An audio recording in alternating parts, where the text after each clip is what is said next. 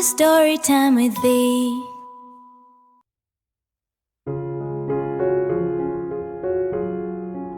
Hi there, friends. We're so happy you're here for Storytime. This is one of our favorite stories to share with Maxim, with his best friend EE the elephant right there beside him.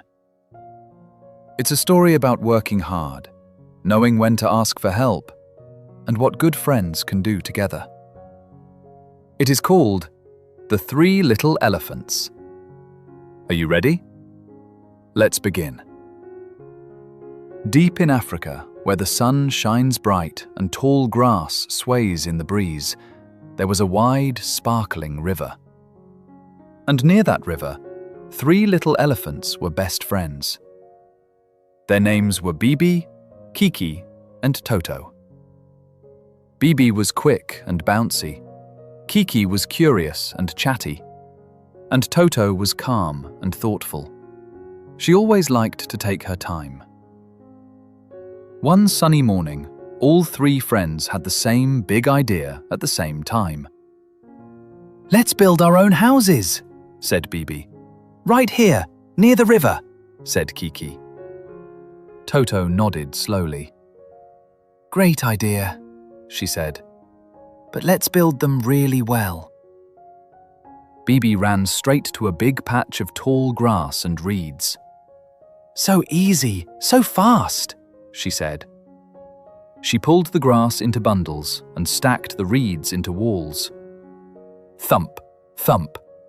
Before you could count to 20, Bebe had a house made all of grass and reeds. She flopped down inside and smiled. "Done. Now I can go splash in the river." Kiki found a big patch of wet mud near the riverbank. "Mud is stronger than grass," she said. "It takes a little longer, but that's okay."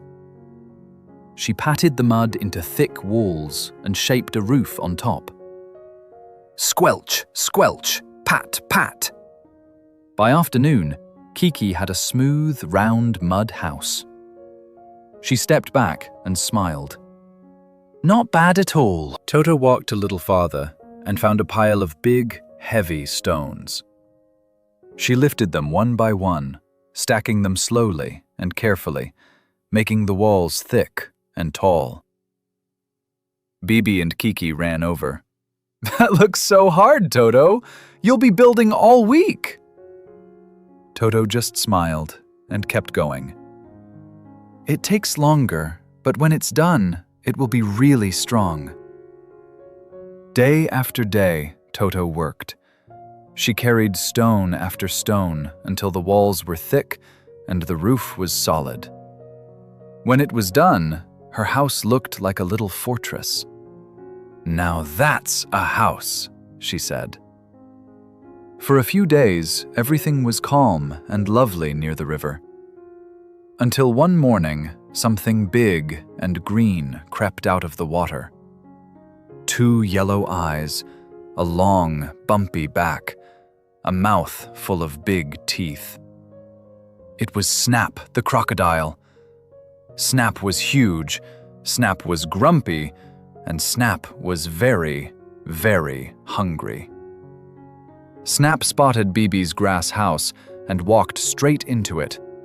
Crash! The grass walls fell flat. Bebe burst out the other side and ran as fast as she could. "Kiki! Kiki! Let me in!" Kiki flung open her mud door, and Bebe dashed inside. They both peeked out the window.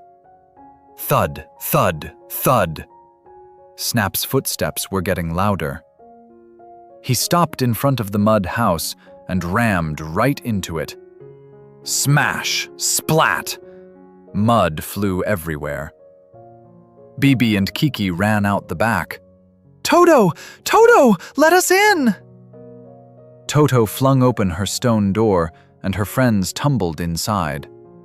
Slam! She shut it tight.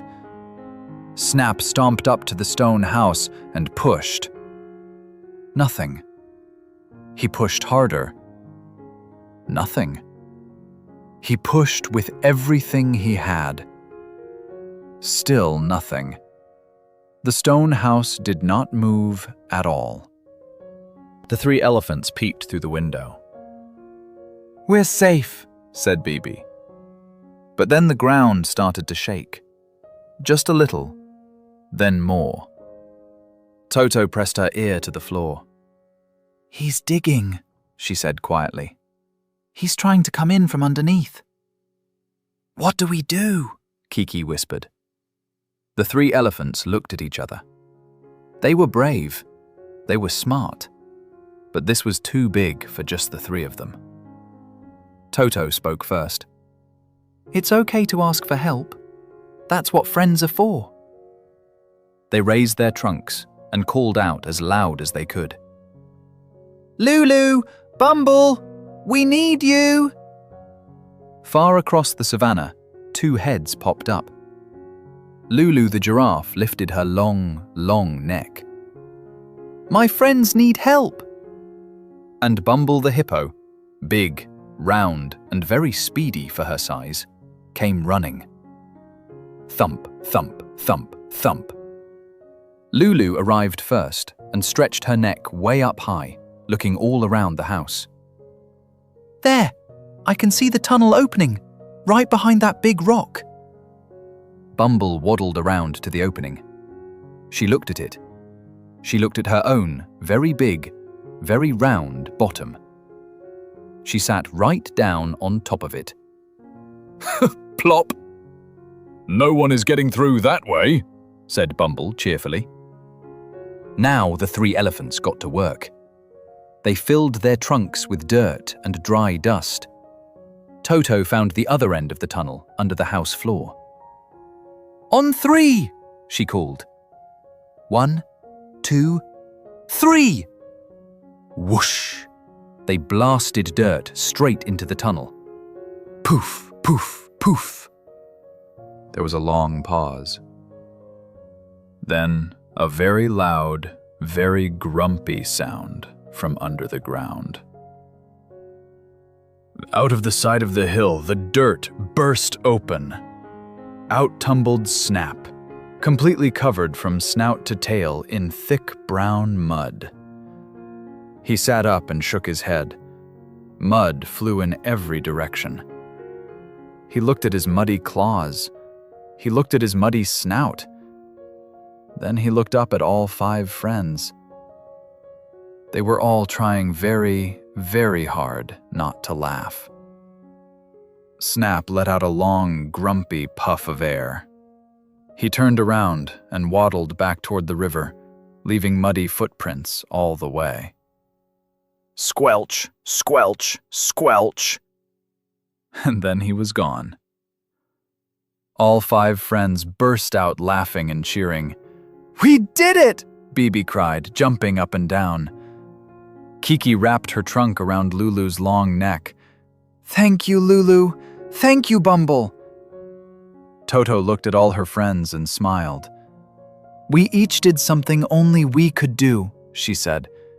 "And together, it was more than enough." And that's our story for today. Remember, friends, hard work really pays off. And when something feels too big to handle on your own, asking for help is the brave and smart thing to do. Because together, good friends can do amazing things. Thanks for spending story time with us. We'll see you next time.